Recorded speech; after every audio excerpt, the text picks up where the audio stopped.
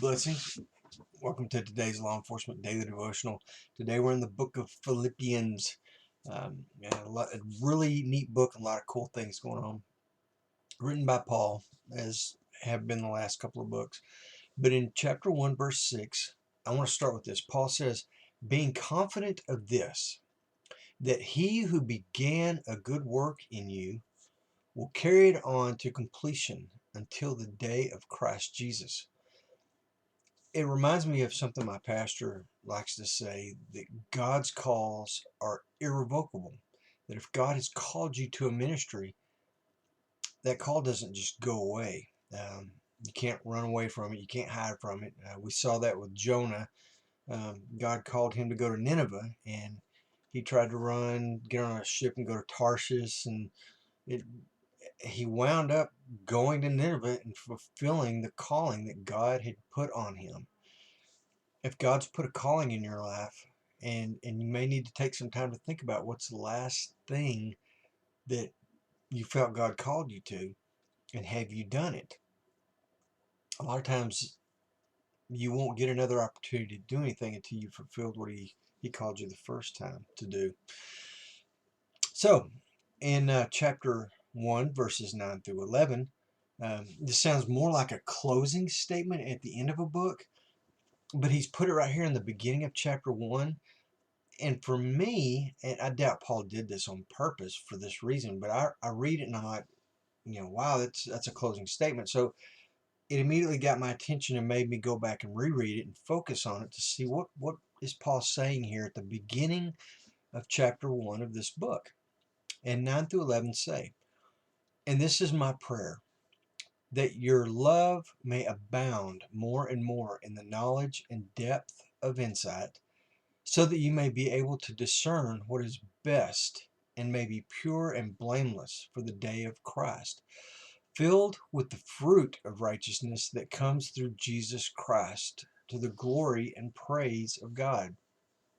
There's a whole lot there to unpack. Um, but first, Paul's saying that he is praying for this church, and I think it's safe to say that this book is canon, so it's for us as Christians. That we also need to continue to grow in our knowledge and our understanding of God and of Christ. We've talked about the more we know him, the more we love him. Um, so Paul is first saying, continue to grow in that. With this knowledge and understanding, you'll be able to make right choices when it comes to the battle between the flesh and the spirit. Um, we're going to fight this battle every day for the rest of our lives until Christ returns.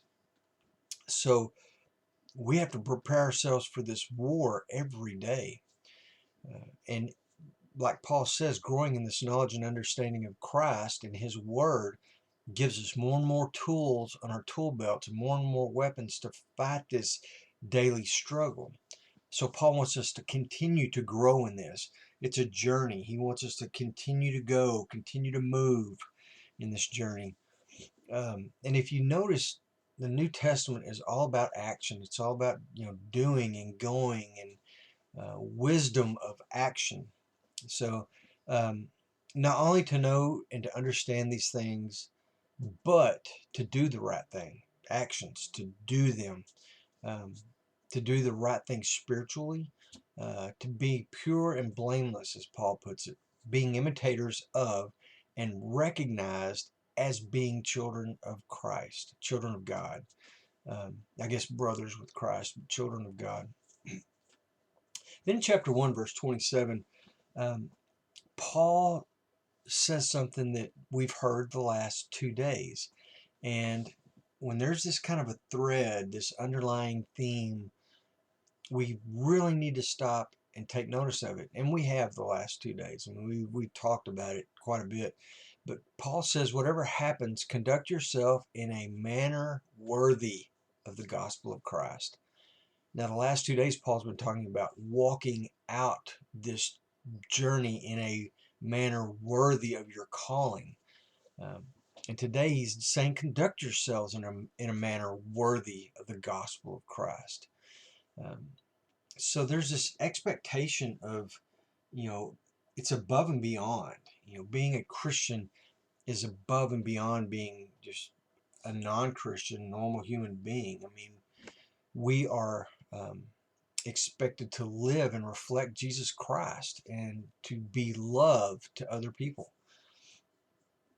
That's a worthy manner. Looks like I missed something.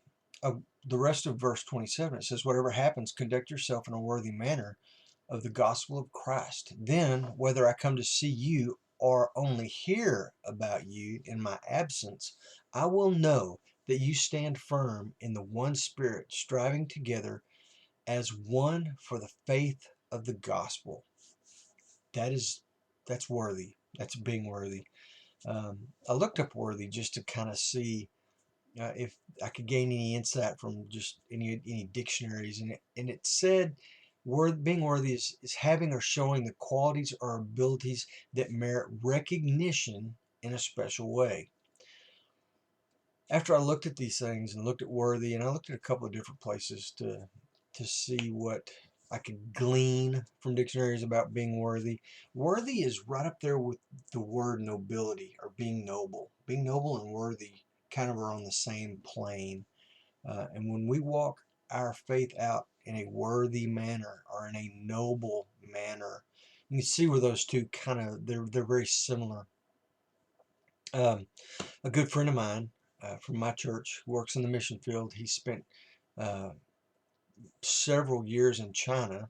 He has a team of missionaries in China, and he continues to travel back and forth to supervise the teams that he has on the ground there.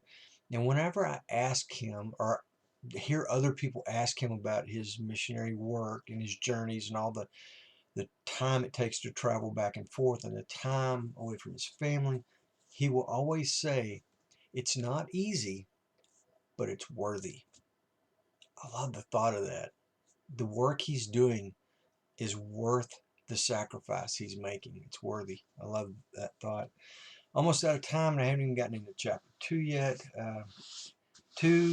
Chapter 2, chapter 3, chapter 4. Especially chapter 4, there are so many verses that are just, verses you pull out and you memorize. They're life verses. They're the kind of verses that you write down somewhere so you don't forget them.